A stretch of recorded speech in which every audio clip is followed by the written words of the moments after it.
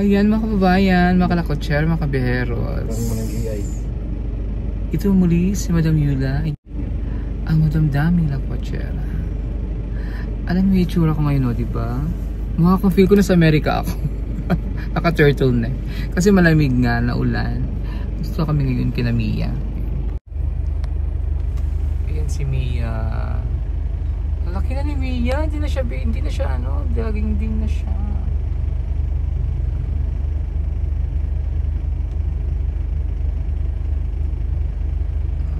Big girl na si Mia. Hindi na siya bata. Dalaga na siya.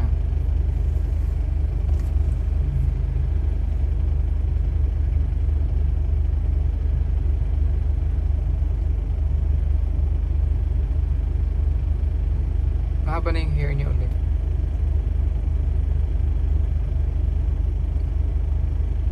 Wonder ba si Mia? Top 2, ay top 5. Wow, very good naman. Punta na sana yung Manila ang batang to. Pagpunta namin dito. Ayaw naman ang parents niya, di ba? Nandito lang siya. Ayaw na sana na. Pero ayaw ng parents niya doon paaralin, no? Ayaw, dito muna daw patapusin yung picture. Grade 12.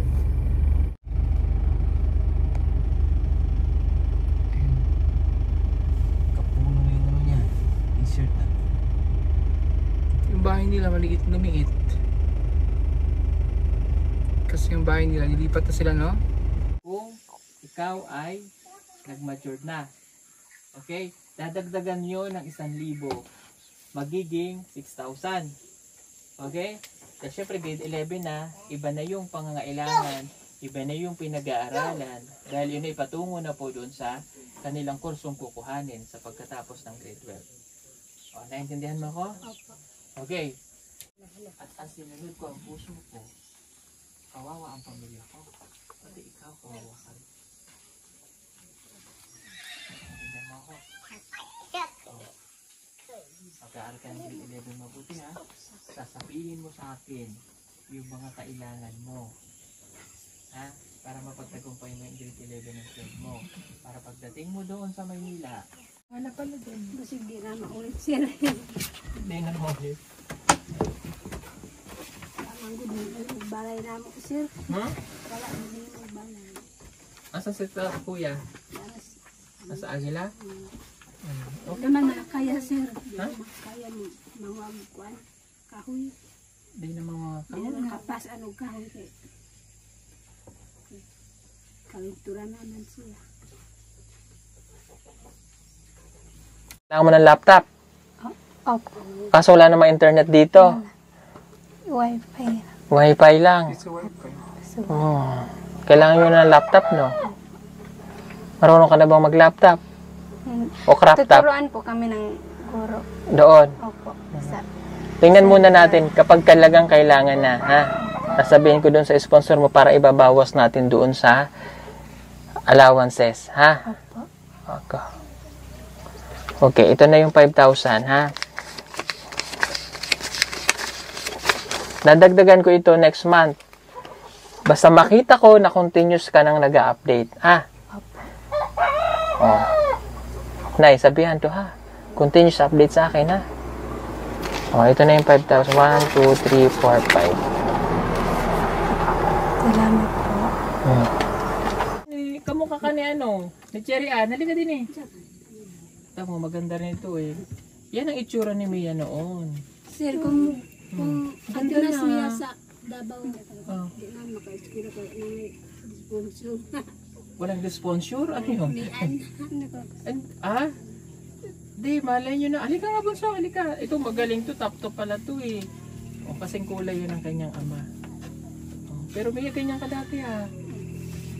Pumuti ka sa Davao, ano? Kamusta pag-aaral mo? Kamusta pag-aaral? Top to ka daw? Anong grade ka na? Grade 6. Kamukha po siya ni Laika Garanoid. Di ba? Yan lang kamukha niya. Pati boses niya. Grade 6 ka na? I-grade 7 ka na sa sunod. Magkar ka mabuti, ha? Opo. Ha? Wala kang eskwela. Ay, wala kang sponsor, no? Anong pinakadako na grade ni Laika? Ha? Mian, anong pinakadako na grade? Ha? 98. 98? Oh. Ikaw, ano pinakadako na grade? Ha? 88 lang? Yeah. Oh, 98 man eh. Oh, 98? Oh, konti na lang, 200 na. Kaya may 200? Ha? Di na. 200? 100? Grabe naman yon. Dali yun lang. Ha? Magtapuan ka? Ha? Kaya magtapuan? Pag nagtapuan ka, napang kita sponsor. Ha? Kaya magtapuan? Ha? Magtapuan ha? O para magka-sponsor ka ha? Sino nagbibigay ng baalon mo? Ah, waro. Hindi.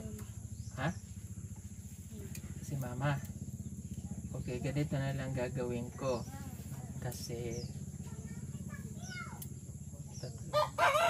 nahati ko yun eh. So, yung kay Nathan, kasi elementary pa lang siya, 3,000.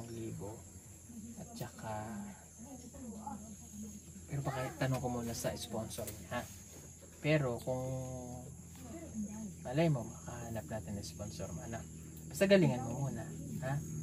Para may challenge naman ako, ha? Kasi baka mamaya, papabayaan yung pag-aaral mo, ha?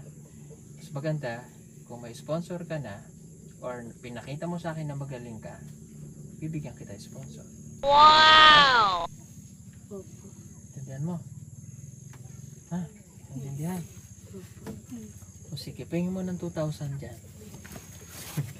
Pahingin mo na, bibigyan ko iring batang ire para may allowance siya.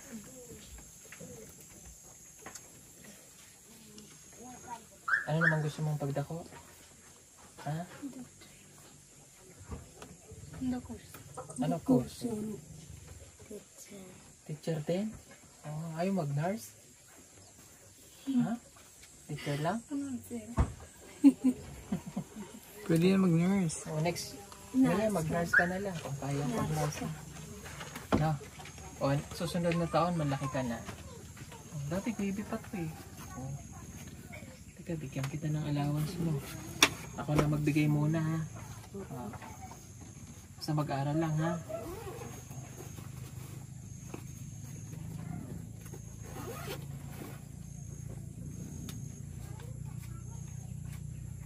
Bigyan kita 100,000. Lagi, tinuod ni. 100,000. Oh, tanawa. Oh. Hindi yan pira dito, day. Ah? Hindi yan dito. Ah, sorry. Indonesia yun. Indonesia. 100,000. Equivalent to 348 pesos. Titi. Balon mo ha. Oh, pila balon sa kada adlaw? Gis, 20. Pila? Gis. Anong mabili sa Gis? Ha? Saging. Saging? Oh, 20 na baon mo ha. Oh, 20 na. Kaya na isang buwan. Tiya. Ha? O hala, sige, alis na kami ha. Mia, nakasalalay sa iyo ang iyong kinabukasan. Ha? Okay? Ulitin ko. Pag hindi, baka may boyfriend ka. Parang natutulala ka. Yeah. May uyab na yan dito? May uyab? Sigurado?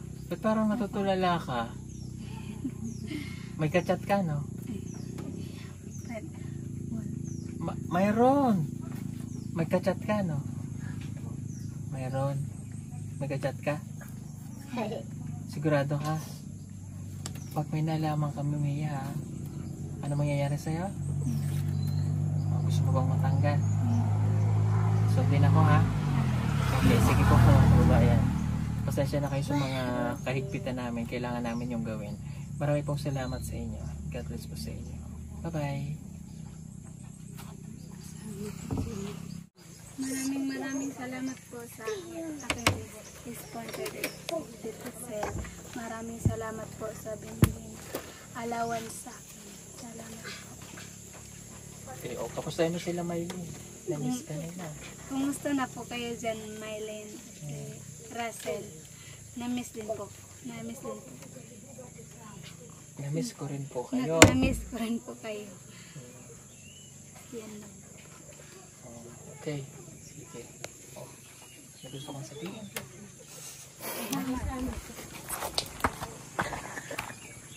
Lugay mo. Ingatan niyo yung ngipin niyo. Ang gaganda ng ngipin na. Sige, maganda ang ngipin. So, maganda ang ngipin. Ha?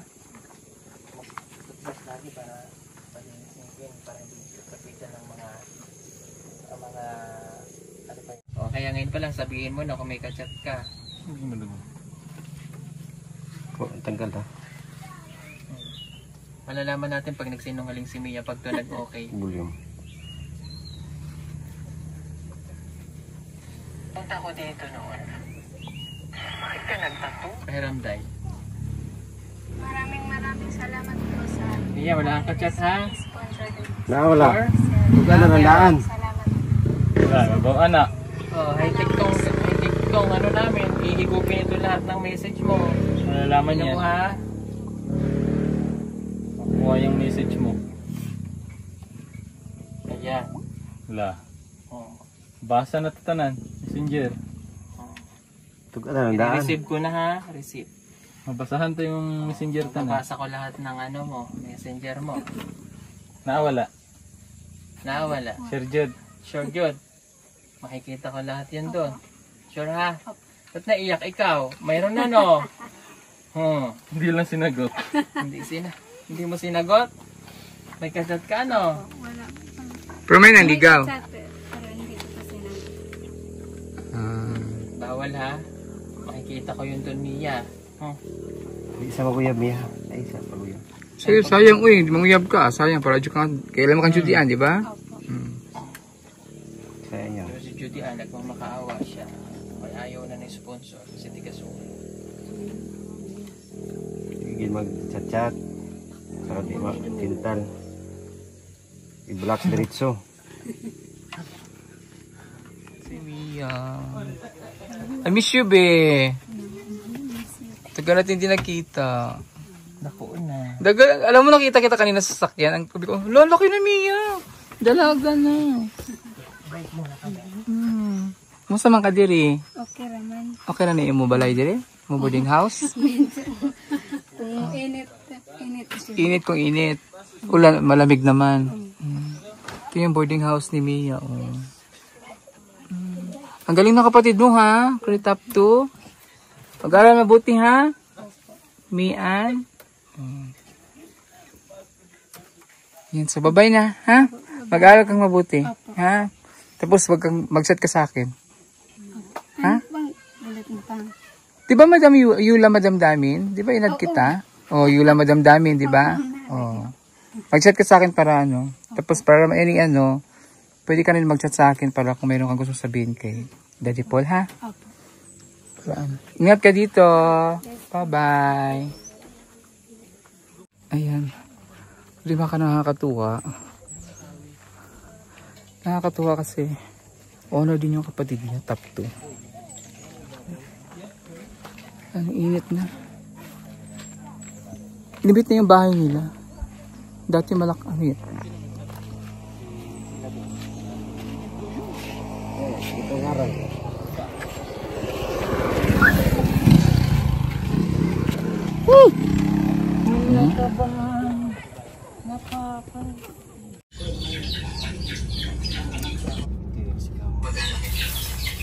Kaya ito yung itlog ni ano. Kaya yung Hindi pa ito itlog. natin tanggalin, Day? Okay na dahil. Tanggalin ko Yung na ito. itlog ni ano ni Peking Bombay.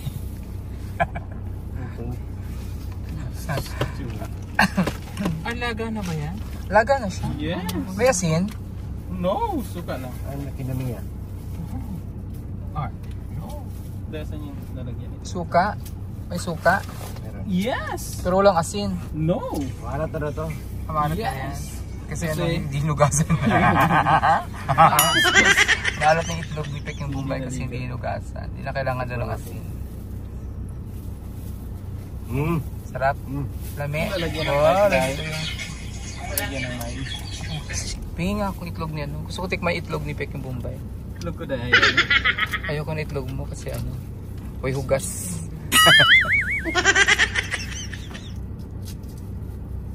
Kaya tatanggal to dahil. Ay, pait naman. Talaga. Ano ba tatanggalin ka? Itlog ni Peking Bombay. Ang kinis ng itlog ni Peking Bombay. Ito ay galing kay Peking Bombay. Ang kanyang itlog. Binigay niya sa amin. Para So, may takip din to dahil. galing ito sa kanyang poultry. Sarap pala. Masana yung bahay niya. So, tikman natin ngayon ang itlog ni Peking Bombay. Kung masarap ang itlog ni Peking Bombay. Naririnig yung ano. Sarap na pala itlog ni Peking Bombay.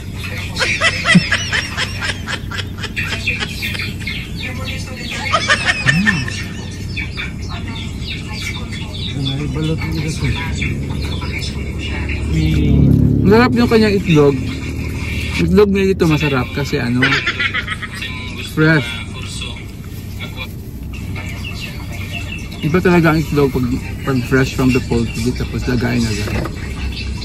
Kasi ano, nanam. No? Malinamnam. Gusto nga tanggalin ko dahil. Tanggalin? Kaya, gana kami kina Mia. Dito ko lang lagay. Babalik na kami sa city, sa bahay. Akin na nga yung camera dahil. Tatry ko. Maganda rin yung ano ni Sir Paul na talagang maging strict, no? Regarding sa guidelines, sa rules and regulations sa mga scholars kasi kailangan nahihilo ka pala sa pagtumakbo. Ikaw mahihilo pag tumakbo. Pag may ginagawa ako na yung tapos sa Okay na ako. Soy! Maganda yung ano, don't talk when your mouth is full. Sabi. Magayin ko muna.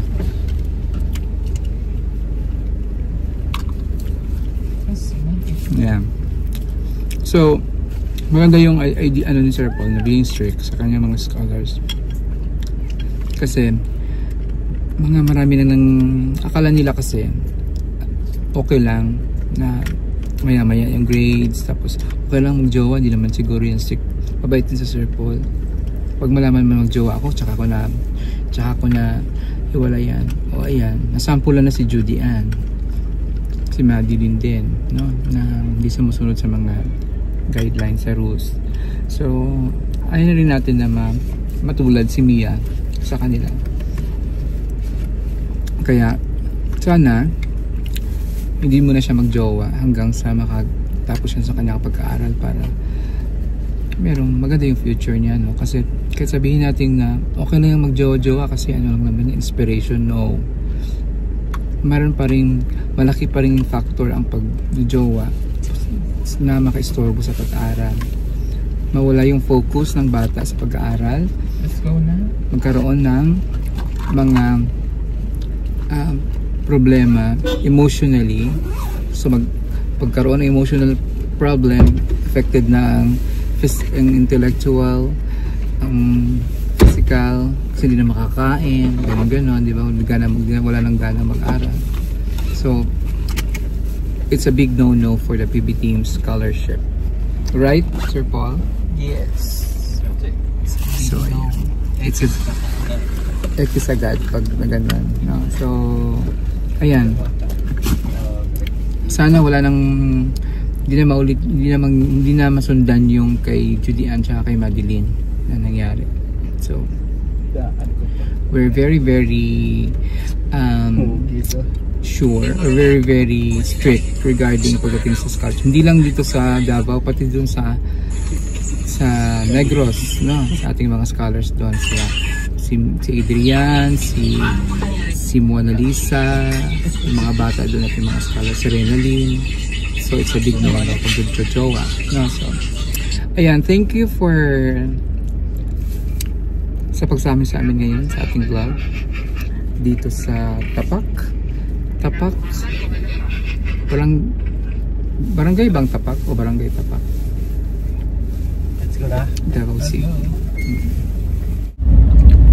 So, dito kami kakain sa sakyan habang tumatakbo. Kasi, mag-alas stress na pala. Mag-alas stress na yun pa kami nagtanghalian ni Paul. Yan, pagkain ng spaghetti. Ito na yan. Kain muna kami. Abay na. Uwi na kami ng Davao. See you.